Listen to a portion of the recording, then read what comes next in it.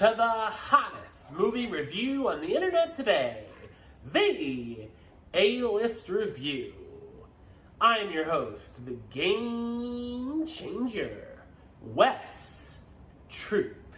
And in this episode, I'm going to be taking a look at a film that came out, about a week ago in theaters and on HBO Max. It feels like a film that's been in production for 85 years. I've got a lot of nostalgia toward the original film. Let's see if this will be a slam dunk. My review of the 2021 animated family comedy, Space Jam: A New Legacy. Coming up now.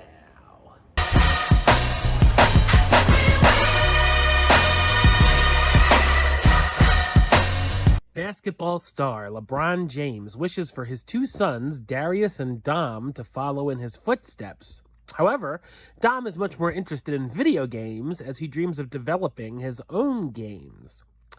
While at Warner Brothers Studios at a pitch meeting, an artificial intelligence known as Algorithm, who runs the WB Serververse, brings Dom and LeBron into the digital serververse.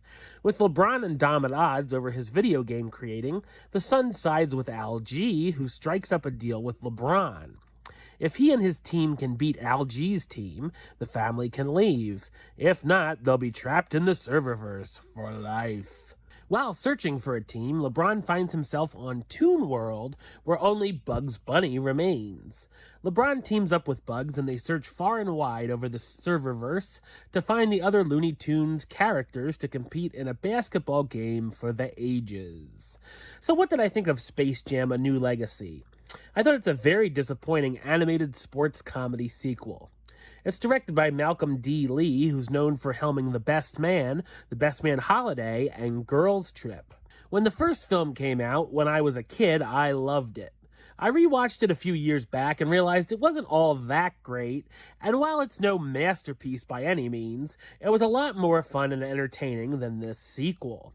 We get some nice 2D animation when LeBron meets Bugs in the Toon World, including an animated version of the basketball star.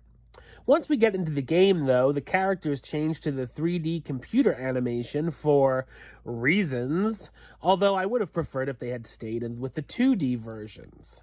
The film does tend to act as a big advertisement for the Warner Brothers properties, where Bugs and LeBron enter different movie worlds while trying to get the band back together from everything like the Justice League heroes, Mad Max, and even The Matrix. During the game, we see a ton of characters from the properties played by cosplayers like Jack Nicholson's Joker, Pennywise, The Mask, King Kong, and even characters from A Clockwork Orange, for the kids. I found myself focusing on these extras more than the basketball game, which tells you how exciting that game is.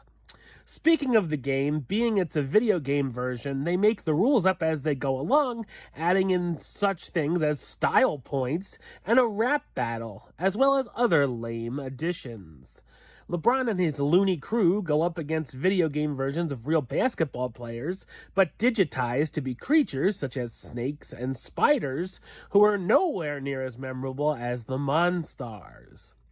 The comedy mostly falls flat as well, with only a couple of funny gags and jokes that do work. I also would have liked to have seen the Looney Tunes themselves get more screen time, as it felt like they were put on the back burner most of the time, and sometimes even felt like bland versions of their characters. Of course, there's a message during the father versus son game, and of course LeBron learns a lesson on being a father over a coach. The first Space Jam had an awesome soundtrack that I can still remember to this day, while this one is very forgettable. LeBron James stars as a fictionalized version of himself, and while his acting isn't horrible, he won't be winning an Oscar anytime soon either. Also in the cast, Don Cheadle as Algorithm, the evil computer AI who wants LeBron for his projects. Cedric Jones as Dominic James, a fictionalized version of Bryce, LeBron's son, who wants to develop video games. Sonequa Martin Green as Camilla James, LeBron's wife. Zendaya as the voice of Lola Bunny, the basketball-playing bunny who's spending her days trying to become an Amazon. and a number of very random cameos along the way. Space Jam: A New Legacy could have been a fun sequel, but instead it's more like an exhausting advertisement for other Warner Brother properties, a nonsensical and unexciting basketball game, and a lesson in how LeBron James is the second coming. The only thing I vaguely enjoyed were seeing the Looney Tunes again, but at what cost? Number-wise, I'm going to go with a 3 out of 10 for Space Jam: A New Legacy, and that gives it the A-list rating. Space Jam 2, I got 2 words for you.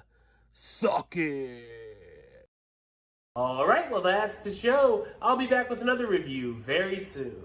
But until then, don't forget to subscribe right here on YouTube. YouTube.com/Westside of 515. Like the show on Facebook, Facebook.com/WestTroopAlist. And of course, you can follow me on the Twitter and the Instagram @WestAlist. Until next time, Troop out.